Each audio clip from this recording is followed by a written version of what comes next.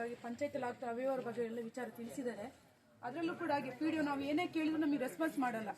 NRAG ವರ್ಕ್ಗಳಲ್ಲಿ NRAG work ನಾವು ಮಾಡ್ಕೊಡಿ ಅಂತ ಅವ್ರ ಹತ್ರ ಸಾಕಷ್ಟು ಬಾರಿ ನಮ್ಮ ಇಂದ್ರನಗರ ರಸ್ತೆನ ಆಗ್ಲಿ ಡ್ರೈನೇಜ್ ಆಗಲಿ ನಾವು ಕೇಳ್ತಿದ್ವಿ. ಆದ್ರೆ ಅವ್ರು ಏನ್ ಮಾಡ್ತಿದ್ದಾರೆ ಅಂದ್ರೆ ಅಡಿಷನಲ್ ಆಕ್ಷನ್ ಪ್ಲಾನ್ ಮಾಡ್ತಾರೆ. ಮಾಡಿದ್ನ ಆಕ್ಷನ್ ಪ್ಲಾನ್ ನಮಗೆ ನಾವು ಕೊಟ್ಟಾಗ ಮಾತ್ರ ಅಲ್ಲಿ ಹೆಸರು ಪ್ರಿಂಟ್ ಮಾಡಿರ್ತಾರೆ ಅಷ್ಟೇ. ಬರ್ದಿದೀವಿ ಆಗಿದೆ ಅಂತ. ವರ್ಕ್ ಮತ್ತೆ ನೋಡಿದಾಗ ನಮ್ಮ ವರ್ಕ್ಗಳಲ್ಲಿ ಇರೋದಿಲ್ಲ. ಯಾರನ್ನ ಕೇಳಿದ್ರೆ ನಮಗೆ ವರ್ಕ್ ಇಟ್ಟಿಲ್ಲ ಅಂತ ಹೇಳ್ತಾರೆ. ನಾವು ಬಂದ್ರೆ ಇಲ್ಲಿ ಅವ್ರು ನಮ್ಮ ಜನಗಳ ಹತ್ರ ನಾವು ಬಯಸ್ಕೊಳ್ತಿರ್ತೀವಿ, ಯಾಕೆ ಡ್ರೈನೇಜ್ ಮಾಡಿಲ್ಲ, ಯಾಕೆ ರಸ್ತೆ ಮಾಡ್ತಿಲ್ಲ, ಯಾಕೆಂದ್ರೆ ನಮ್ಗೆ ಅಧಿಕಾರಿಗಳು ನಮ್ಗೆ ಅದಕ್ಕೆ ಮಾಡಕ್ಕೆ ಅವಕಾಶ ಕೊಡ್ತಿಲ್ಲ ನಮಗೆ.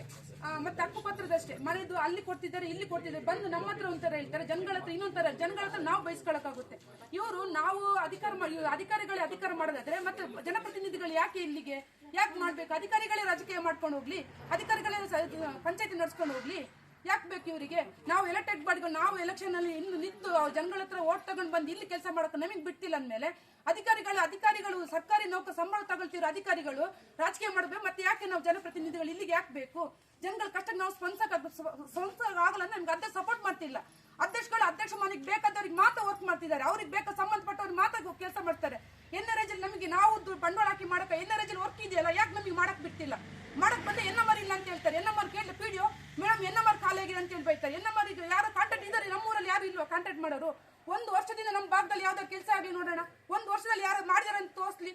ಒಂದು NRAG ವರ್ಕ್ ಇಲ್ಲ, ಇಂಡಿವಿಜುವಲ್ ವರ್ಕ್ ಆಗಿರ್ಬೋದು, ಕಮ್ಯುನಿಟಿ ವರ್ಕ್ ನಮ್ಮ ಭಾಗದಲ್ಲಿ ಆಗಿದೆ ನೋಡೋಣ. ಅಷ್ಟೊಬ್ಬಲ್ಲಿ ತೋರಿಸ್ಲಿ. ಅವರು ನಮ್ಗೆ ಇಟ್ಟಿದೆ ಬರೀ ನೆಪಕ್ಕೆ ಮಾತ್ರ ಇಟ್ಟಿದ್ದಾರೆ ಅಷ್ಟೇ. ಅದ್ರಲ್ಲಿ ಎಷ್ಟು ಅಮೌಂಟ್ ಅವ್ರಿಗೆ ಬೇಕಾದಾಗ ಮಾತ್ರ ಇಲ್ಲ, ಜಾಸ್ತಿ ಅಮೌಂಟ್ ನಮ್ಮ ಭಾಗಕ್ಕೆ ಬಂದಾಗ ಅದಕ್ಕೆ ಎಷ್ಟಿದೆ ಅಷ್ಟಿಲ್ಲ. 20,000 30,000 ಇಟ್ಟು ಯಾರು ಕೆಲಸ ಮಾಡ್ತಾರೆ? ಬಂದು ಇಲ್ಲಿ ಕೆಲಸ ಮಾಡಕ್ ಬಂದವ್ರಿಗೆ ಕೆಲಸ ಕೊಡಕ್ಕಾಗಲ್ಲ. ಅವ್ರಿಗೆ ಬೇಕಾದಂಗೆ ಕೆಲಸ ಮಾಡ್ಕೊಂಡು ಹೋಗ್ತಾರೆ. ಅದ್ರಲ್ಲ NRAG ದುಡ್ಡು ಬೇರೆ PDO ಬಿಡಿಸ್ಕೊಂಡು ಹೋಗೋ. ಯಾರಿಗಿಂತ PDOಗೆ ಏನ್ ಕಾಮಗಾರಿ? ಅವ್ರು PDO ಮಾಡಕ್ಕಾದ್ರೆ ಮತ್ತೆ ನಾವು ಇಲ್ಲಿ ಯಾಕೆ ಬಂದಿರ್ಬೇಕು? ಇವರಿಗೆ ಅವರೇ ಮಾಡ್ಕೊಂಡು ಹೋಗ್ಬೋದಲ್ಲ ಇಲ್ಲಿ.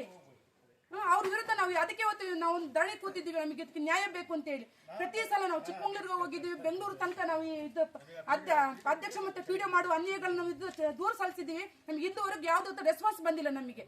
ಬರೀ ನಾವು ಬರ್ತೀವಿ ಮೀಟಿಂಗ್ ಅಲ್ಲಿ, ಇವ್ರು ಏನ್ ಹೇಳ್ತಾರೆ ನಾವು ಕೇಳ್ತಾ ರಿಪೋರ್ಟ್ ಒಂದು ತೋರಿಸ್ತಾರೆ ಅಷ್ಟೇ. ಬರೀ ರಿಪೋರ್ಟ್ ತೋರಿಸ್ಕೊಟ್ಟ ಸಾಕ? ನಮಗೆ ಅದಕ್ಕೆ ನ್ಯಾಯ ಬೇಡವಾ?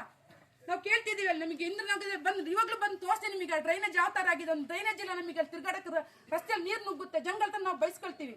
ಇವ್ರು ಮಾಡ್ಕೊಡಿದ್ರೆ ನಮಗೆ ವರ್ಕ್ ಇಟ್ ಕೊಡಲ್ಲ. ಆಕ್ಷನ್ ಪ್ಲಾನ್ ವರ್ಕ್ ಇಟ್ ಕೊಡಲ್ಲ. ಮಾಡಿ ಅಂತಂದ್ರೆ ಮಾಡಿಟ್ಟು 1 ಲಕ್ಷದಲ್ಲಿ ಮಾಡಿ ಅಂತ 1 ಲಕ್ಷದಲ್ಲಿ ವರ್ಕ್ ಮಾಡಕ್ ಆಗುತ್ತಾ? ಅವ್ರಿಗೆ ರಸ್ತೆ ಬೇಕಾದ್ರೆ ಅಲ್ಲಿ 10 ಲಕ್ಷ 5 ಲಕ್ಷ ಇಟ್ಕೊಂಡು ಮಾಡ್ತಾರೆ. ನಮ್ಮ ಭಾಗಕ್ಕೆ ಬೇಕು. 1 ವರ್ಷದಿಂದ ನೋಡೋಣ ಅಧ್ಯಕ್ಷ ವರ್ಕ್ ಮಾಡಿ ನಮ್ಮ ಭಾಗದಲ್ಲಿ.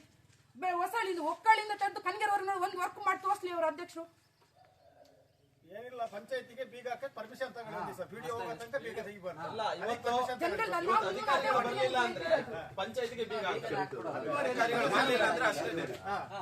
ಏನ್ ಮಾಡಿ ಈ ಸೊತ್ತು ಕೇಳಿದ್ರೆ ಈ ಸೊತ್ತು ಹೇಳ್ತಾರಂತೆ PDO ತೆಗಿಯೋ ತನಕ ಬೀಗ ತೆಗಿಬಾರ್ದು. ದಂಧೆಗಳಿಗೆ ಸ್ಪಂದನೆ ಮಾಡ್ತಾ ಇಲ್ಲ ಅಂದ್ರೆ ಮತ್ತೆ ಈ ಪಂಚಾಯತಿ ಸೊತ್ತಿಗೆ 2,500 ಕಟ್ಟಿ ಅಂತ ಹೇಳ್ತಾರಂತೆ.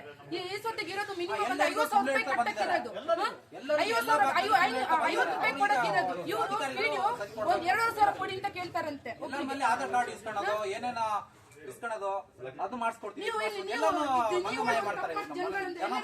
ಅಕೌಂಟಿಗೆ ನೀವ್ ಯಾಕೆ ಬಿಡಿಸ್ಕೊಡ್ತೀರಾ? ಪ್ರಶ್ನೆ ಮಾಡ್ಬೇಕು. ಯಾಕೆ ಎಲ್ಲ ಮಾಡ್ತಿದ್ದೀರಾ? ಬಂದಿದ್ದವು ಈಗ ಬಂದು ಬರ್ಬೇಕಂದ್ರೆ ಏನೋ ಕಾರಣ ಇರ್ಬೇಕಲ್ಲ.